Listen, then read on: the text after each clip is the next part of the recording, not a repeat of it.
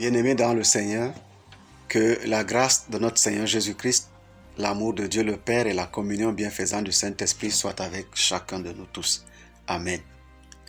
Aujourd'hui, nous allons parler sur la croissance spirituelle, qui est un élément important dans notre marche avec Dieu. Vous savez, nous avons besoin de grandir et non de demeurer des chrétiens nains, parce que les chrétiens nains ne sont pas utiles au royaume de Dieu. Ils ne sont pas utiles entre les mains de Dieu, puisque Jésus a donné l'ordre aux disciples de faire des nations de disciples. Les disciples ne sont pas ceux qui demeurent nains, mais c'est ceux qui grandissent pour être utiles entre les mains de Dieu. Et je voudrais lire avec nous aujourd'hui le texte d'1 Pierre chapitre 2, le verset 2 uniquement, qui dit ceci. « Désirez comme des enfants nouveau-nés le lait spirituel et pur, afin que par lui vous croissiez pour le salut. » Oui, bien-aimé, je le disais tantôt que grandir est important. Et je ne pense pas qu'il y ait un parent sur cette terre, une maman qui ait accouché un enfant et qui, après 2 ans, ne voit aucun signe de croissance en cet enfant. Ne voit pas cet enfant s'asseoir, ni commencer à ramper, ni même faire des efforts pour parler. Je crois qu'elle va commencer à s'inquiéter et à se dire qu'il y a un problème avec cet enfant. Il en est de même pour nous.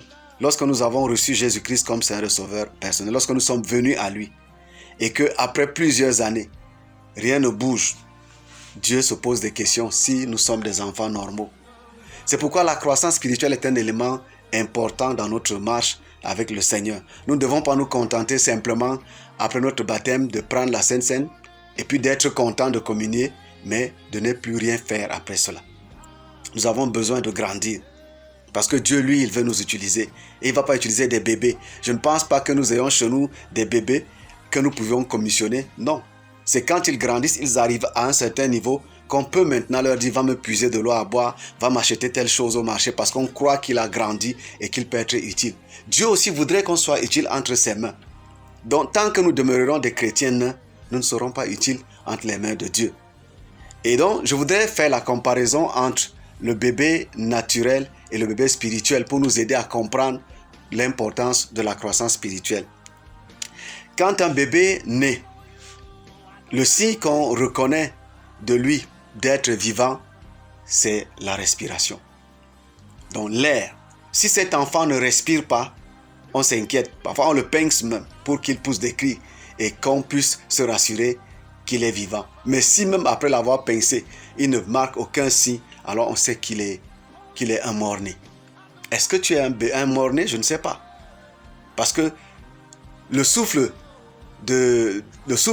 qui permet de découvrir ou de démontrer que tu es vivant, c'est la prière, c'est la vie de prière. Donc, de même que le bébé naturel a besoin de l'air pour vivre, le bébé spirituel a besoin de prier. La prière est une respiration pour le bébé spirituel. C'est pourquoi la Bible va en parler avec beaucoup d'insistance. Parce qu'en principe, prier, c'est respirer pour un enfant de Dieu. Donc si tu ne pries pas, ça veut dire que tu ne respires pas. En d'autres termes, tu es un cadavre ambulant. Parce qu'il n'y a que des cadavres qui ne respirent pas.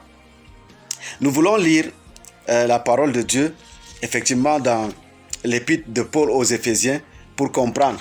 Et Dieu parle de la prière avec insistance. Il dit, Éphésiens 6, 18, « Faites en tout temps par l'Esprit toutes sortes de prières et de supplications. Veillez à cela avec une entière persévérance et priez pour tous les saints. » Partout où l'apôtre Paul va parler de la prière, il va parler de la persévérance, il va encourager les chrétiens à prier avec insistance. Jésus lui-même, dans Marc, je crois, chapitre 14, verset 38, va dire « Veillez et priez afin que vous ne tombiez point en tentation. » La Bible, quand elle parle de la prière, nous encourage. Paul dira aux Thessaloniciens, priez sans cesse.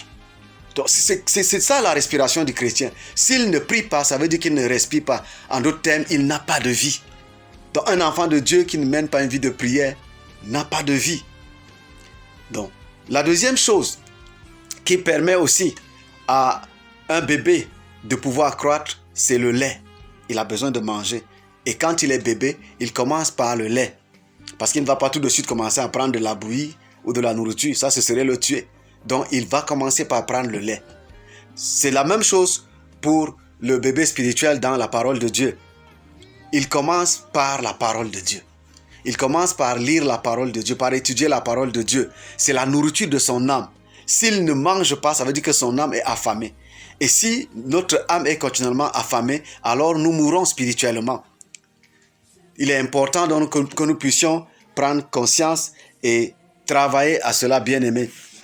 La parole de Dieu nous le déclare dans 2 Timothée chapitre 3, les versets 16 à 17.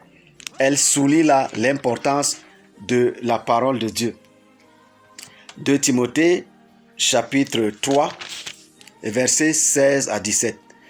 Il dit ceci: toute écriture est inspirée de Dieu et utile pour enseigner, pour convaincre, pour corriger, pour instruire dans la justice, afin que l'homme de Dieu soit accompli et propre à toute bonne œuvre. Donc, si nous avons la parole de Dieu, elle va nous éclairer, elle va nous enseigner, elle va nous convaincre lorsque nous nous trompons, elle va nous corriger lorsque nous nous égarons, elle va nous instruire pour nous amener à connaître la volonté de Dieu. Et tout cela pour que nous soyons accomplis et propres à toute bonne œuvre. Donc, la parole de Dieu est importante, cette nourriture.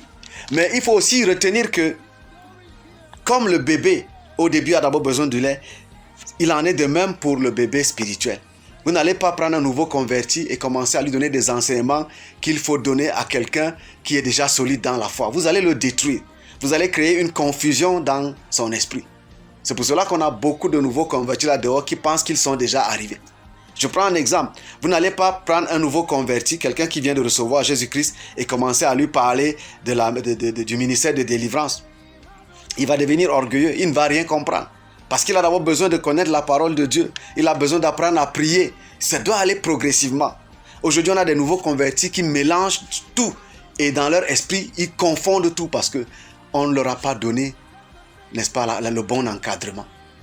Donc, vous devez aller à votre rythme. Et lorsque vous êtes quelqu'un qui encadre des nouveaux convertis, vous devez savoir qu'il y a des étapes. Vous ne pouvez pas prendre un enfant de la CIL et commencer à lui donner un enseignement de la classe de terminale. Vous ne lui faites pas du bien. Pendant qu'il n'apprend même pas, il ne connaît pas lire, il ne connaît pas écrire, vous voulez lui donner les enseignements de la classe de terminale, ça ne lui fera pas du bien. C'est la même chose dans la parole de Dieu. Quand quelqu'un est nouveau, l'étape qu'il doit suivre doit être une étape qui lui permet de grandir progressivement et de pouvoir croître dans sa marche avec le Seigneur. Le troisième élément dont nous avons besoin pour grandir aussi, c'est de fortifier nos membres. Le bébé, comme je le disais au début, à un certain moment, il va commencer à apprendre à faire des mouvements. Il va commencer à s'asseoir. Il va même vouloir déjà commencer à ramper, à aller à quatre pattes. Parce qu'il est arrivé à un moment où son corps voudrait déjà faire des mouvements. Et il a besoin de fortifier ses membres en commençant à faire ces mouvements-là, qui sont naturels. De même aussi, le bébé spirituel a besoin de fortifier ses membres par l'obéissance à Dieu et par le témoignage. Il ne va pas seulement écouter la parole de Dieu, écouter, non. Après avoir écouté, il doit maintenant apprendre à obéir. Il doit apprendre à témoigner. Et ça, Dieu attend de lui. Bien, le quatrième élément, c'est le besoin de l'encadrement d'une famille. Le bébé spirituel a besoin de naître dans une famille. Je ne pense pas qu'il y ait une maman qui, après l'accouchement, laisse l'enfant sur la table d'accouchement et rentre chez elle pour dire qu'elle va revenir le chercher après 1 an. Je pense qu'on va simplement considérer que c'est une maman qui n'est pas normale. Parce que cet enfant a besoin d'être dans la famille, d'être encadré. C'est dans la famille qu'on prendra soin de lui, qu'on va le laver, qu'on va lui apprendre à parler même sa langue maternelle, qu'on va lui donner l'éducation dont il a besoin. De même, bien-aimés, quand nous recevons Jésus-Christ, nous avons besoin d'être encadrés, d'être au milieu des gens qui confessent la même foi que nous, pour qu'ils nous apprennent à connaître Dieu, qu'ils nous apprennent à prier, qu'ils nous apprennent à craindre Dieu, qu'ils nous apprennent à marcher avec Dieu. Lorsque nous nous égarons, ils vont nous encadrer pour nous ramener sur le droit chemin. Donc, nous ne pouvons pas être des chrétiens qui vivent isolés. J'ai reçu Christ et maintenant je reste chez moi seul pour vivre ma foi chrétienne. Ça n'existe pas. Lorsque nous allons dans les Saintes Écritures, nous voyons que les premiers chrétiens vivaient ensemble. Et nous voulons lire cela ensemble dans le livre des Actes des Apôtres, au chapitre 2, les versets 41 à 46. Actes chapitre 2, versets 41 à 46. Ceux qui acceptèrent sa parole furent baptisés, et en ce jour-là, le nombre des disciples augmenta d'environ 3000 âmes. Ils persévéraient dans l'enseignement des apôtres, dans la communion fraternelle, dans la fraction du pain et dans les prières. La crainte s'emparait de chacun et il se faisait beaucoup de prodiges et de miracles par les apôtres. Tous ceux qui croyaient étaient dans le même lieu et ils avaient tout en commun. Ils vendaient leurs propriétés et leurs biens et ils en partageaient le produit entre tous, selon les besoins de chacun. Ils étaient chaque jour tous ensemble, assidus au temple. Ils rompaient le pain dans les maisons et prenaient leur nourriture avec joie et simplicité de cœur. Il y a des éléments importants dans le texte que nous avons lu. Le fait qu'ils soient toujours ensemble, qu'ils persévèrent ensemble, permet qu'ils croissent ensemble, qu'ils aient le même niveau, qu'ils aient la même compréhension, la même vision des choses, parce qu'ils ont grandi ensemble. Mais si toi, tu restes chez toi, pendant que les gens sont à l'étude biblique, tu es à la maison. Pendant qu'on fait le culte dimanche, tu vadrouilles, on ne sait n'importe où, tu attends seulement le dimanche de Sainte-Seine pour venir. Et après, tu es dans les débats chrétiens, tu veux donner des points de vue mondains dans les choses de Dieu. Non, bien-aimé, ça ne fonctionne pas comme ça.